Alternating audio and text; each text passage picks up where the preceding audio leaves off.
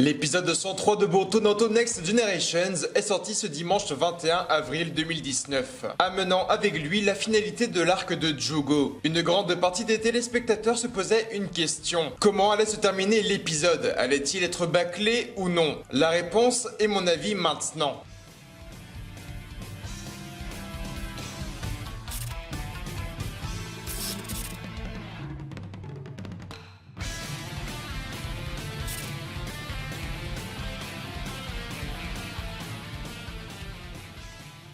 L'arc de développement de 6 épisodes inspiré de l'ouvrage Les oiseaux de Alfred Hitchcock prend fin aujourd'hui. L'objectif de Tozaka est enfin révélé, affronter Jugo afin de comparer le pouvoir de leur marque maudite. Un objectif alors très simple comparé aux précédents antagonistes de l'anime. Malheureusement, étant dans l'obligation de boucler l'arc en 20 minutes, Tozaka passera de l'antagoniste final de l'arc au scientifique pensant pouvoir surpasser le pouvoir d'origine, en se faisant par le même biais détruire en 1 minute sans même porter un seul coup à Jugo. Une chose vraiment décevante pour ma part. Lors du dernier épisode, la surprise était présente avec la trahison de Tozaka qui avait trahi la cellule d'enquête du pays des rivières mais également nos héros. On espérait alors avoir un combat formidable opposant l'unité d'Orochimaru et l'unité numéro 7 face à Tozaka, mais il n'en est rien. Le combat final que nous attendions depuis une semaine se déroulera pas hélas et passera complètement à la trappe. Sans oublier que la folie meurtrière de Jugo que l'on nous teasait depuis maintenant 2 semaines sera elle aussi erronée, puisque Jugo viendra par reprendre le contrôle de son pouvoir très rapidement. Cet épisode numéro 103 est alors une grande illusion. La folie incontrôlable de Jugo est au final contrôlable,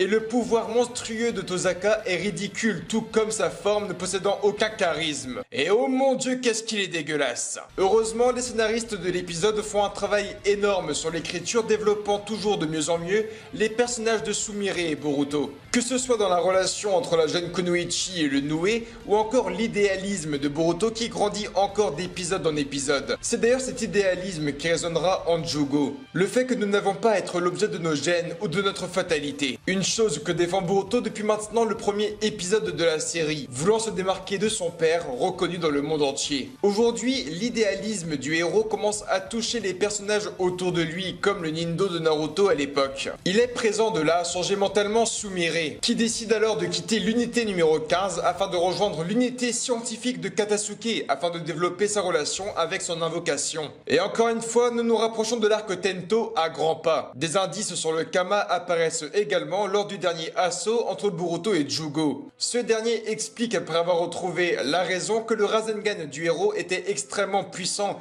et cela ne vient pas forcément du boost à l'aide du Boruto Stream, mais bel et bien d'autres choses. Nous apprendrons dans le futur de la série que le Kama décuple la vitesse et la puissance brute du Shinobi. Nous pouvons alors supposer que Boruto a utilisé environ 1% du saut au moment de l'impact, afin de redonner la raison à Jugo, et tout ceci involontairement. Pour finir la review, la finalité de l'épisode reste positive. Via la complicité entre Konohamaru qui aide Suigetsu, chose complètement impensable il y a maintenant quelques épisodes, le fait que le sensei de l'unité numéro 7 aide les hommes de Orochimaru ayant tué son grand-père dans le passé. Et c'est vraiment une chose incroyable selon moi. L'épisode d'aujourd'hui n'est pas forcément présent pour le grand spectacle. D'ailleurs, à y réfléchir, l'arc est assez triste en combat et en animation. Sur 2 heures d'épisode, nous avons vu un seul et très beau combat. Celui opposant Konohamaru et Jugo, mais le reste est assez vide et dénué de sens. En parlant encore une fois de finalité, celle de cet arc est également son plus gros point sombre. Nous ne savons pas où termine la cellule d'enquête du pays des rivières, qui est l'homme les ayant envoyés au village. Ce que contenait le bateau en amont de la rivière,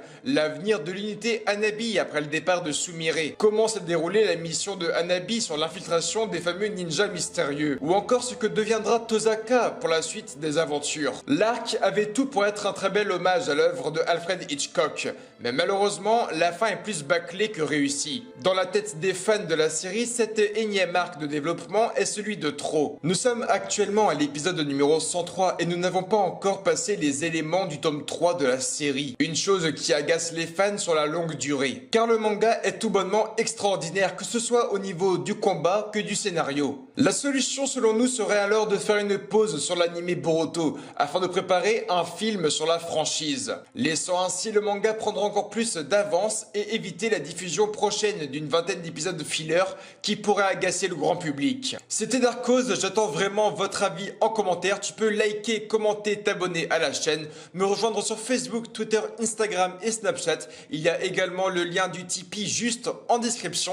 Merci du soutien, je vous dis à très bientôt pour de nouvelles vidéos. Dattebasa! やめろ。いいんだ、カカシ。俺はもうダメみたいだ。